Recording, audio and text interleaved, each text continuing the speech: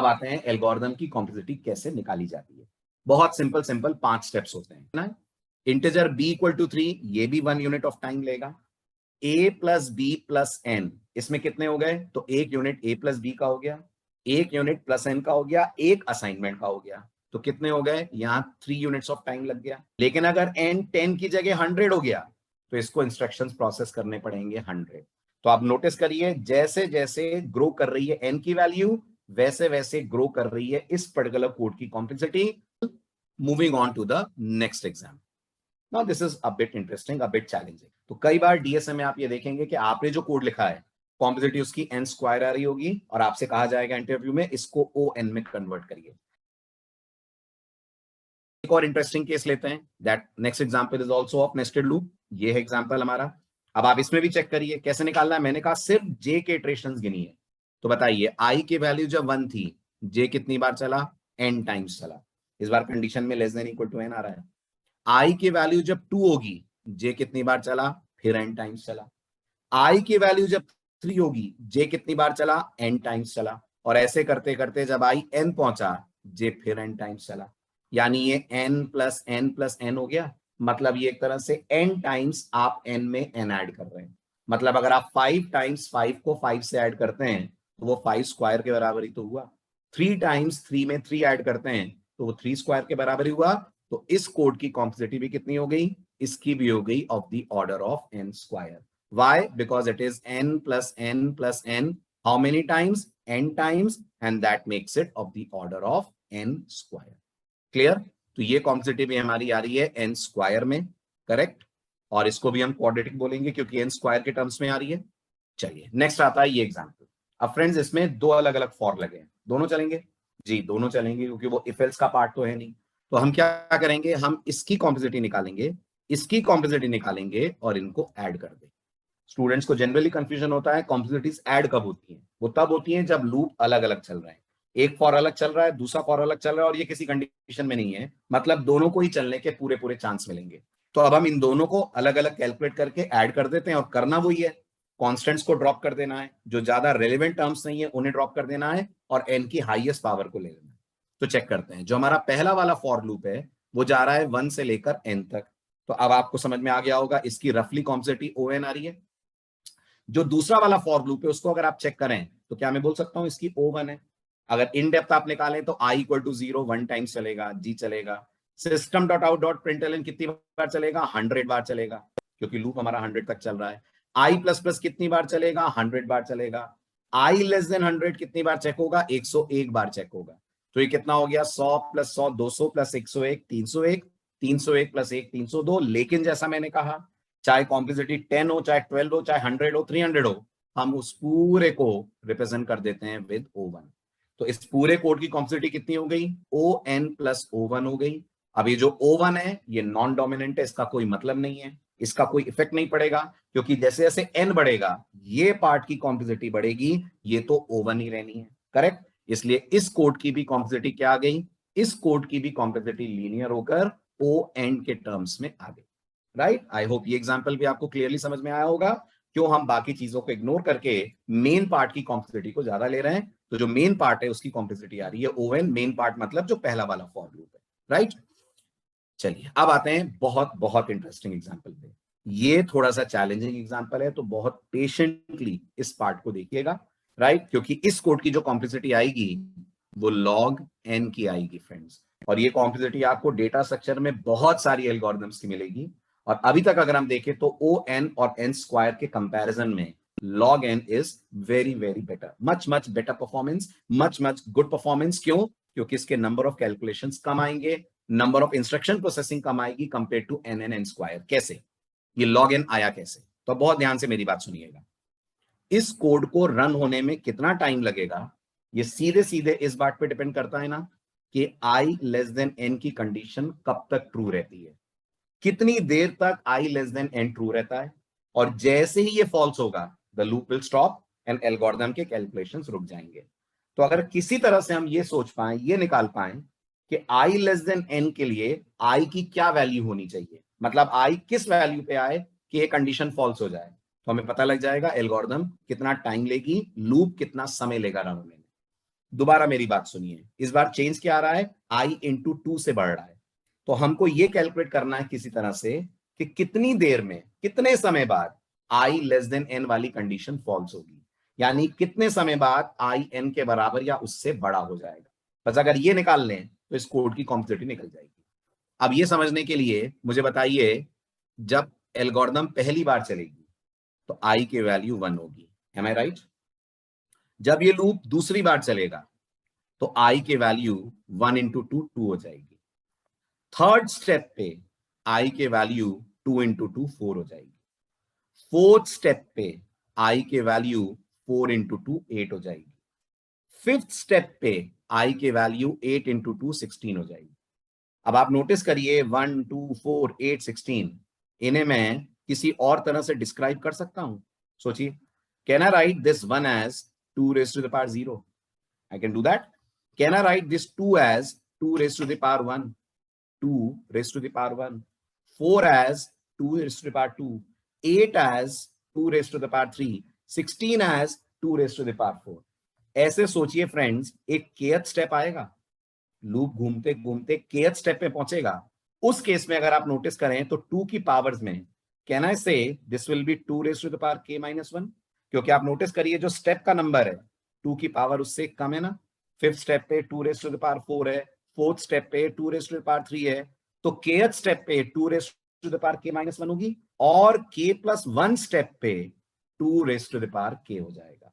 मतलब कोई ना कोई स्टेप ऐसा आएगा इस लूप के चलने में जब i की value 2 raise to the power k होगी, और वो स्टेप होगा जब i लेस देन n की कंडीशन को कर दिया जाएगा फॉल्स। कोई तो अंतिम स्टेप आएगा, उसको हम मान लेते हैं ये 2 raise to the power k step होगा, जब i लेस देन n, यानी i की वैल्यू n के बराबर हो जाएगी, i लेस देन n की कंडीशन फॉल्स हो जाएगी। डोंट वरी, बराबर हो जाएगी कि बड़ी हो जाएगी, आप कुछ भी मान लें, बट ये कंडीशन फॉल्स हो जाएगी और लूप हमारा रुक जाएगा।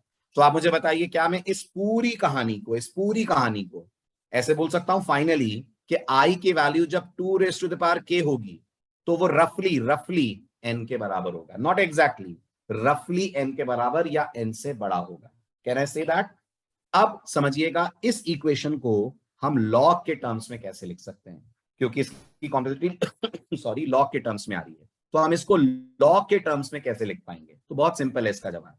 आप रिकॉल करिए, लॉगरिथम ये कहता है, जैसे लॉगरिथम में हम बोलते हैं 2 क्यूब इक्वल टू 8 को लॉगरिथम में कैसे लिखते हैं, तो इसका यही मतलब होता है ना कि 2 की कितनी पावर पे रेस करा जाए 2 को, कि रिजल्ट के तौर पे हम लोगों को 8 मिल जाए। तो हम यही बोलते हैं ना, log 2 8 इज इक्वल टू 3, मतलब 2 को कितनी पावर पे रेस करो कि हमको आंसर 8 मिल जाए।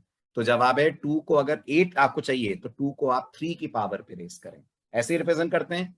एक बार फिर समझिए, ये है 2 raise to the power k equal to n, ठीक है। इमेजिन करिए मुझे इसको लॉग में कन्वर्ट करना है, तो लॉग यही कहता है ना कि नंबर को खुद से कितनी बार मल्टीप्लाई करें कि हमें हमारा डिजायर्ड रिजल्ट मिल जाए। हमें अगर 8 चाहिए तो 2 को 2 से कितनी बार मल्टीप्लाई करें। इसको लॉग में आप ऐसे ही लिखते हैं, log 2 8 इज इक्वल टू 3, यही बोलते हैं आप कि 2 को 3 की पावर पे रेस करो तो आपको रिजल्ट के तौर पे मिल जाएगा 8। तो अब आप नोटिस करिए, अगर मैं इस इक्वेशन को लॉग के टर्म्स में लिखना चाहूं तो 2 क्यूब इज इक्वल्स टू 8 हो गया। ये जो 8 है ये लॉग के टर्म्स में ले आइए, तो नोटिस करिए ये हो गया log 2 8 इज इक्वल टू 3। हमारे केस में ये 8 एक तरह से n है और ये 2 raise to the power k है, तो can I write it as k is equal to log 2n, ये बोल सकता हूं k is equal to log 2n। क्यों log 2n? क्योंकि log 2n कंपैरिजंस के बाद हमारा ये लूप रुक जाएगा, log 2n कंपैरिजंस करने पड़ेंगे और ये i लेस देन n की कंडीशन अपने आप में हो जाएगी फॉल्स, राइट। आप इसको कंपैरिजन एक वैल्यू पे लेकर करिए तो आप और बेटर समझ पाएंगे। इमेजिन करिए n की वैल्यू 8 है, अब आप गिनिए ये लूप कितनी बार चलेगा। n की वैल्यू अगर 8 है तो ये लूप के इटरेशंस कितने होंगे? तो जब i पहली बार चलेगा तो i 1 होगा, ये फर्स्ट इटरेशन हुआ। दूसरे इटरेशन पे i की वैल्यू फ्रेंड्स कितनी हो जाएगी? 2 हो जाएगी।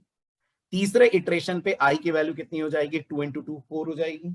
और जब चौथी बार i चलेगा तो i की वैल्यू 8 पहुंच जाएगी और कंडीशन हो जाएगी फॉल्स। तो आप नोटिस करिए रफली आपका ये लूप, रफली अगर मैं बोलूं तो 3 बार चलकर इस कंडीशन को करवा देगा फॉल्स। और जैसे ये कंडीशन फॉल्स होगी the loop will come to a stop. और आप नोटिस करो 8 के लिए ये 3 बार चला, तो एक तरह से log n ही तो चला। बहुत सिंपल सी बात है, जब भी आपका लूप इंटू 2 से इंक्रीमेंट होगा या बाय 2 से डिक्रीमेंट होगा, फ्रेंड्स कॉम्प्लेक्सिटी हमेशा log 2n आएगी। क्यों? क्योंकि जो नंबर ऑफ कंपैरिजन होंगे वो पूरे n तक नहीं होंगे, वो log n के बराबर कंपैरिजन होंगे। इसलिए इस कोड का जो कॉम्प्लेक्सिटी या रनिंग टाइम है वो आपके केस में आएगा log n। राइट, एक बार फिर मैं आपको समझाता हूं कैसे हम log n पे पहुंचे, एक बार फिर समझिए। स्टेप नंबर 1 के लिए i की वैल्यू 1 थी, है ना। स्टेप नंबर 2 जब चला, जब ये लूप दूसरी बार इटरेट होना शुरू होगा, तब i की वैल्यू हो चुकी होगी 2। जब ये लूप तीसरी बार इटरेट होगा, i की वैल्यू हो चुकी होगी 4। जब ये लूप चौथी बार इटरेट होना शुरू होगा, i की वैल्यू हो चुकी होगी 8। हर बार इंटू 2 हो रहा है। ऐसे करते करते मेरा सवाल ये है, एक स्टेप आएगा ना, आखिरी स्टेप के, ठीक। अब इस के लिए अगर मैं इसको 2 की पावर्स में एक्सप्रेस करूं, तो स्टेप 1 पे 2 रेज़ टू द पावर 0 आई है, स्टेप 2 पे 2 रेज़ टू द पावर 1 आई। और अगर आपको लग रहा है सर आई क्यों कैलकुलेट कर रहे हैं, तो आई की ही वैल्यू तो एन के साथ कंपेयर होकर लूप को स्टॉप करवाएगी। आई ही तो जब एन के बराबर या बड़ा होगा तो लूप रुकेगा। तो हमें आई की वैल्यू पे फोकस करना है, राइट। तो जब स्टेप 3 आएगा, आई 4 है, can I write it as 2 square. Step 4 आएगा, आई 8 है, can I write it as 2 cube. तो जब स्टेप के आएगा, के हम मान रहे हैं वो स्टेप के आसपास पहुंचेंगे जब लूप रुकने वाला होगा, तो आई की जो वैल्यू है वो 2 raise to the power k होगी, सॉरी के माइनस 1 होगी, क्योंकि स्टेप से एक पावर कम होती है। और k plus 1 2 raise to the power k होगा। आप के और के प्लस 1 पे भी मत जाएं, आप तो सिंपली देखें एक के स्टेप ऐसा होगा जब आई की value 2 raise to the power k होगी और वो इस कंडीशन को करेगी फॉल्स। इतना क्लियर है? मतलब आई can say 2 raise to the power k is equal to n. अब इसको लॉग के टर्म्स में कन्वर्ट करना है तो बहुत सिंपल है। आप नोटिस करिए, अपन ये बोलते हैं 8 इज इक्वल टू 2 क्यूब। मतलब अगर हमें 2 को इतनी पावर पे रेस करना है कि 8 मिल जाए, तो वो पावर हमारी 3 होती है। और इसको लॉग के टर्म्स में हम कैसे लिखते हैं? हम कुछ ऐसे ही लिखते हैं ना, log base two 8 is equal to 3। 2 को कितनी पावर पे रेस करें, तो जवाब है जी 3 की पावर पे रेस करें कि हमें 8 मिल जाए। ऐसे ही आप नोटिस करिए, अगर मैं आपसे कहता हूं बताइए मुझे व्हाट इज log 5 625, log 5 625, 5 को कितनी पावर पे रेस करें कि हमें आंसर 625 मिल जाए। तो 5 into 5 is 25, 25 into 5 is 125 and again into 5 is 625। मतलब 5 को 4 की पावर पे आप रेस करिए तो आपको आंसर मिल जाएगा 625। तो log 5 625 इज इक्वल टू 4। यही मैं आपको समझाने की कोशिश कर रहा हूं कि अगर 2 raise to the power k equal to n आ रहा है, तो can I say that k is equal to log 2n। यानी 2 को कितनी पावर पे रेस करें कि हमें n मिल जाए, तो जवाब है k। 2 को k की पावर पे रेस करें तो हमें n मिल जाए। यानी ये जो लूप है हमारा, अगर आप नोटिस करें, ये log 2n टाइम्स चलकर इस कंडीशन को करवा देगा false. This is what I am trying to explain you, right. अब आप इसको टेस्ट करने के लिए n की एक रफ कोई वैल्यू लीजिए, मान लीजिए n 10 है। अब आप बताइए ये लूप कितनी बार चलेगा? क्या ये लूप 10 बार चलेगा? नहीं, ये लूप 10 बार नहीं चलेगा। ये 10 बार चलता अगर आई हर बार 1 1 से इंक्रीमेंट होता। तो आई की वैल्यू 1 पे, ये जो लूप स्टेप 1 पे आई की वैल्यू 1 होगी। स्टेप 2 पे आई कितना हो जाएगा? आई हो जाएगा 2, right. 2 less than 10 condition true है, ट्रू है, अंदर गए। स्टेप 3 स्टार्ट हुआ, आई की वैल्यू कितनी हो जाएगी? 4 हो जाएगी। क्या 4 लेस देन 10 कंडीशन ट्रू है? ट्रू है, अंदर गए।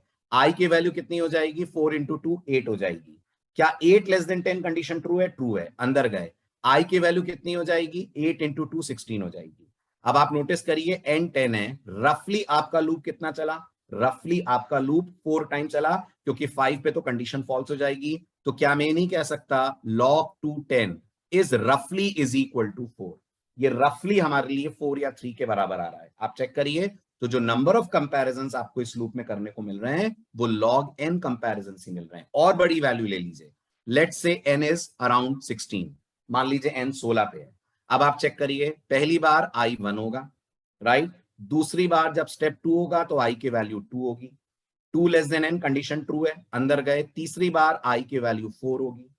4 लेस देन 16 कंडीशन ट्रू है, अंदर गए। चौथी बार i की वैल्यू 8 होगी। 8 लेस देन 16 कंडीशन ट्रू है, गौर करिएगा, i के वैल्यू अंदर आकर 16 होगी, लेकिन कंडीशन फॉल्स हो जाएगी, लूप चल नहीं पाएगा। तो आप नोटिस करिए रफली 4 इटरेशंस आए। क्या होता है अगर हम कैलकुलेट करें log 2 16, 2 को कितनी पावर पे रेस करें कि हमें 16 मिल जाए? तो जवाब यही है ना, 2 को 4 की पावर पे रेस करेंगे तो 16 मिल जाएगा। मतलब अगर n 16 है तो ये फॉर लूप 4 इटरेशंस करके इस कंडीशन को करवा देगा फॉल्स। अगर n 16 की जगह 32 होता तो ये फॉर लूप 5 इटरेशंस करके n की condition i less than n को करवा देता फॉल्स। इस तरह से अगर आप देखें तो कॉम्प्लेक्सिटी आ रही है इसकी log n, और अगर आप चेक करें तो सबसे बढ़िया कॉम्प्लेक्सिटी कौन है? O1, right. O1 कम समय लेती है compare to O log n। Clear? log base 2 बोल रहा हूं। O log n कम समय लेती है एज कंपेयर टू On, और On कम समय लेती है as compare to On square. तो अगर किसी कोड की कॉम्प्लेक्सिटी On आ रही है और हम उसे किसी तरह से log n पे ले आए तो हमारा कोड बेटर होगा, या log n आ रही है समहाउ हम उसको O1 पे ले जाएं जो हैशिंग जैसी टेक्निक्स की होती है, तो हमारा कोड बेस्ट हो जाएगा। और अगर हमारे कोड की कॉम्प्लेक्सिटी n स्क्वायर आ रही है तो हम मानते हैं वो वर्स्ट केस बन रहा है इस केस में, और n स्क्वायर को हमसे कहा जाता है n में कन्वर्ट कर दो या log n में कन्वर्ट कर दो। इस तरह से कॉम्प्लेक्सिटी को कम करना और कोड को ऑप्टिमाइज करने की बात की जाती है।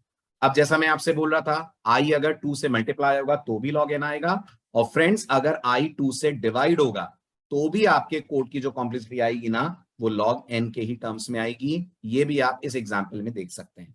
चेक करिए अब इसमें क्या हो रहा है, i 2 से डिवाइड हो रहा है। अब आप चेक करो ये लूप कब तक चलेगा? ये लूप तब तक चलेगा जब तक i ग्रेटर देन 1 ट्रू है, यानी कि जैसे ही i 1 से छोटा होगा the loop will stop. i शुरू कहां से हो रहा है? i शुरू n से हो रहा है। तब आप नोटिस करिए फर्स्ट स्टेप पे i किसके बराबर है? i n के बराबर है। सेकेंड स्टेप पे i किसके बराबर हो जाएगा? i बराबर हो जाएगा n बाई 2 के। थर्ड स्टेप पे i किसके बराबर हो जाएगा? i बराबर हो जाएगा n बाई 4 के। फोर्थ स्टेप पे i किसके बराबर हो जाएगा? n बाय 8 के।